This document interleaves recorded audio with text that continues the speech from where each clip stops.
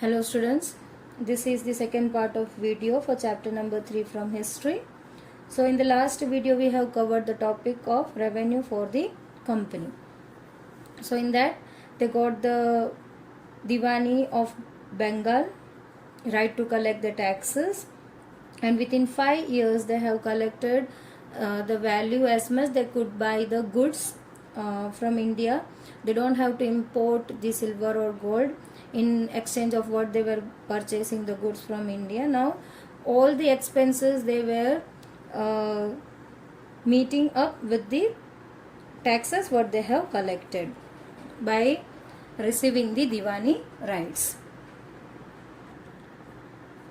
So they have collected so much of revenue. So the Bengal has faced the economic crisis. They were unable to pay the taxes and as well as dues.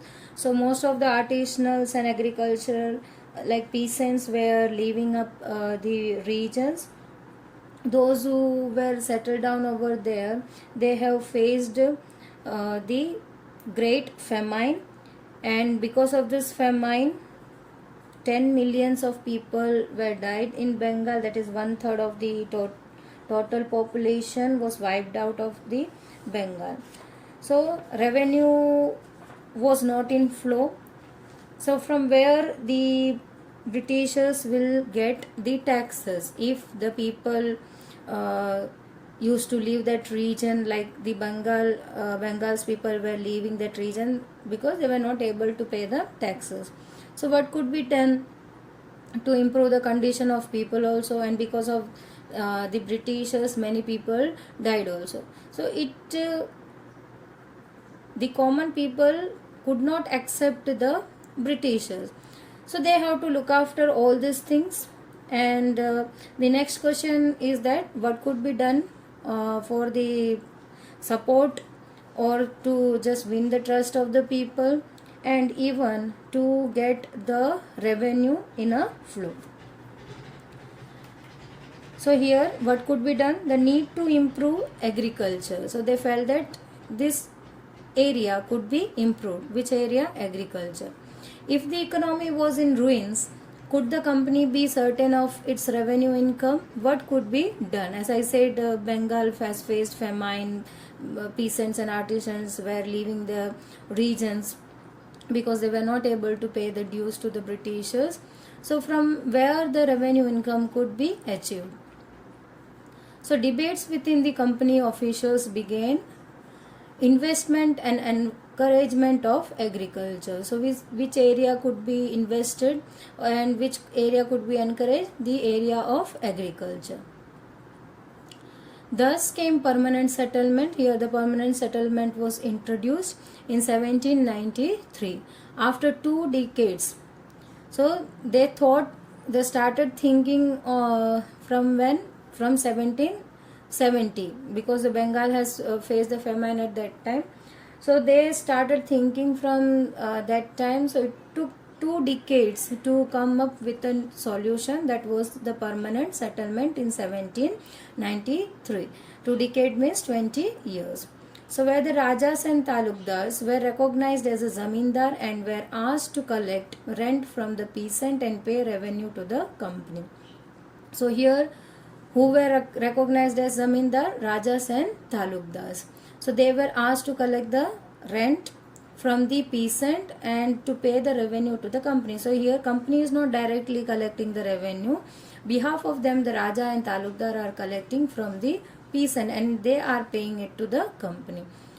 In the previous video also we have learned that they have to keep that support, they have to maintain that support, or they have to maintain that relationship with those who are already in power, because they were considering themselves as trader. They were not willing to rule the region. So whosoever was ruling that regions, the zamindars and even the rajas, they have to get the support of these people.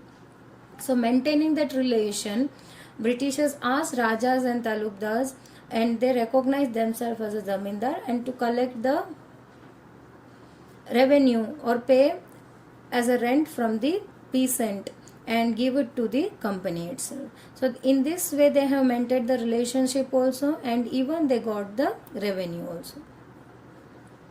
The revenue was fixed permanently, that is it was not to be increased ever in future, to ensure regular income of company. So what was being fixed over here under permanent settlement? The revenue was fixed amount, like every zamindar has to pay the 10 lakh rupees from their own area. So this revenue was fixed. This revenue could not be increased in future. Anyhow the zamindar or rajas have to pay the revenue which was being fixed by the Britishers or the company. So it ensures the regular income to the company. Since the revenue demand of the state would not be increased, the zamindar would benefit from the increased production from the land. So there is no profit for zamindar, as the zamindar or raja is collecting the fixed amount which has to be paid to the company. So they are not getting any kind of profit. So how the profit could be received by the zamindar? They could ask the peasant to produce more. So they could just fulfill the demand of the company also, and even the extra or the increased production or profit could be taken by the zamindar also. This solution the zamindar found.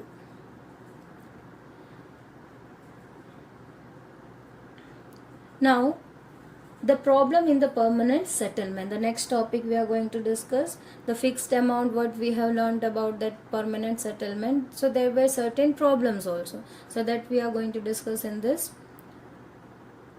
The revenue fixed was very high, as I said, just example I have said, like 10 lakh rupees.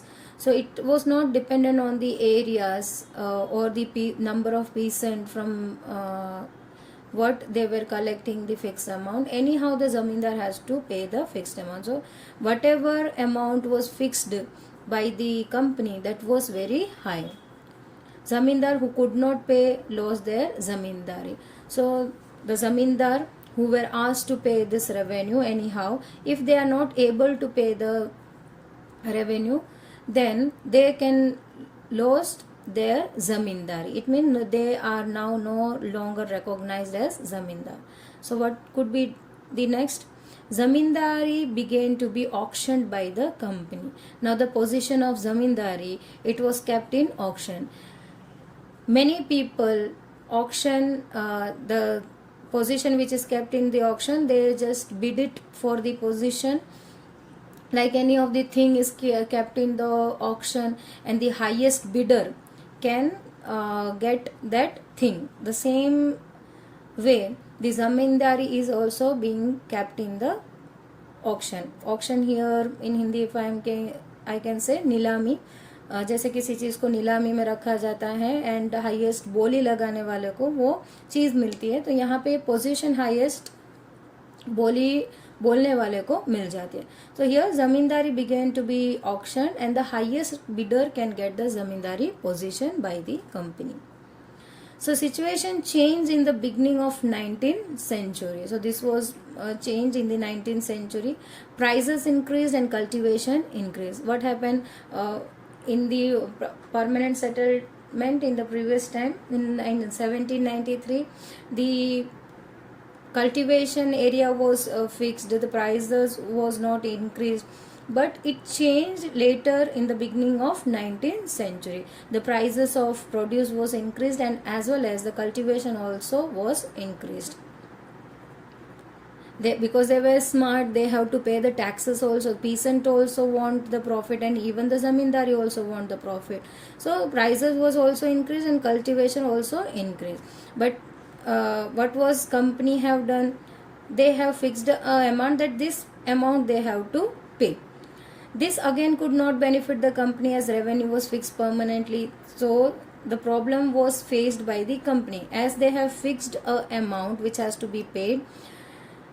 Then the increased price or cultivation which has been increased, that profit could not be received by the company, because according to the permanent settlement they cannot increase the amount or revenue in future also. So this was not benefiting the company. Zamindar were no longer interested in improving land. Why? So here they were not interested to improve the land to earn more and more profit. Already they are receiving the profit. Why they should spend their money to improve the land? Cultivators found the system very oppressive. They were not liking this system. The rent paid by the cultivators to the zamindar was very high, and rights on the land were insecure, because that is their own land. They have to pay the rent. Even the land was belonging to them, they have to pay the rent to the zamindar, which was completely wrong. And if they are unable to pay, what is being done, you can see in the next point. Cultivator had to take loan from the money lender, which control never be paid back, and he was evicted from the land he cultivated from the generation. So cultivator has to take the loan from the money lender. Once if they are cultivating and if the crops fails, they have to pay the rent and they have to pay the taxes in the sense. But if the cultivation or the produce what they have done, that is complete failure, then from where they can pay the taxes? So in this cases they used to take money or lend money from the money lender. Now what happens? They were not able to pay it back. Then if they are not able to pay it back, then they are asked to leave their land, or they are evicted from their land, and there they cultivate for generations. Means they are cultivating, then their coming generations are also cultivating in the same field, because the depth is keep on increasing. It is not reducing, it is keep on increasing. So generations of generations are cultivating on their own land because they were not able to pay the money lender their money back. So a new system was being devised, that was being called as Mahalwari system. Company needed more money to meet its expense of administration and trade. So in permanent settlement they were not able to increase the revenue amount. So they need a new system, and to meet their expenses of administration and trade, company need more money. So in northwestern provinces of Bengal presidencies, they have introduced this system that was called as Mahalwari system. To get out of this critical situation, Holt Mackenzie devised a new system which came into effect in 1822. He felt that the village was an important social institution in North Indian society, and needed to be preserved. So he considered that village is the most important institution which needed to be preserved in North India. Collectors went from village to village, inspecting the land, measuring the field, and recording the customs and rights of the different groups. So everything was being having record. So who is visiting village? The collectors are visiting from village to village. What they are doing? They are inspecting village, what kind of land they are having. They are measuring their lands, what kind of cultivations they are doing, what are their customs and the rights of different groups. Everything they have kept a record. Each village is considered as mahal, had to pay the revenue on the land they had. So each village here was considered as mahal. So overall the village people has to pay the taxes or revenue. So one village is considered as the mahal. So there are number of peasants, all together they have to pay the revenue together to the company. Now in the permanent settlement, who were the collector? The zamindar were the collectors. Here the collector were the village headmen. So before that we will move to one point. Revenue was to be revised periodically. In permanent settlement they were not able to increase the amount, but here the revenue could be revised periodically according to the condition of the market or the production of that region and land. So according to that the revenue can be revised time to time. Periodically means time to time. Here the collector was village headman. He was the responsible person to collect the revenue and paying it to the company. This system came to be known as Mahalwari system. So this was the system which came to be known as Mahalwari system. So next we are going to read about the new system, that is Munro system, or it is also known as Ryotwari system. In the South India, the same system was called Ryotwari system. As they already know what was the failure in the permanent settlement, what difficulty they have faced, the company has faced. So they have introduced a new system in the southern region of India that was called as Ryotwari system. So it was tried on a small area by whom? Captain Alexander Reed. That was taken away by the British from Tipu Sultan. So we have learned this in last chapter, that how the Britishers has fought with the Tipu Sultan and won the area. So in this region they have tried. Who has tried? Captain Alexander Reed. Later on it was developed by Thomas Munro and extended to the whole of South India. So this system, Ryotwari system, is also known as Munro system because it is introduced by Thomas Munro. The cultivators in South India were called as Ryots. So why it is known as Ryotwari system? Because the cultivator of South India is known as Ryots. So it is called as Ryotwari system and as well as the Munro system. Reed and Munro felt that in the south there were no traditional zamindars. Like the northern part, they were having the traditional zamindars and they were recognized as a collector. And in the previous system, Mahalwari system, you have seen that village headmen used to collect the revenue. So here in south there were no traditional zamindar. Now who can collect the revenue then? Alexander Reed and Thomas Munro argued that the cultivator themselves be made responsible for the payment of revenue. So here the revenue could be collected directly from the ryots also. It means from the cultivators. So here the company would collect the revenue directly from the cultivators. For this, the land had to be carefully and separately surveyed before assessing the revenue. So again the survey has to be taken. They have to carefully separate all the things before accessing the revenue. They have to decide how much and in what area and on what produce they have to take the revenue and how much. According to survey they are deciding. Munro thought that the British should act as a paternal father figures protecting the ryots under their charge. As in the other region where they have implemented or introduced the system, they felt that they were not liked by the commoners or the people. So here they want to the company want to show them as their father figure. It means they are the protectors of the cultivators, and as well as the company are in charge. So these things were ensured in the southern region.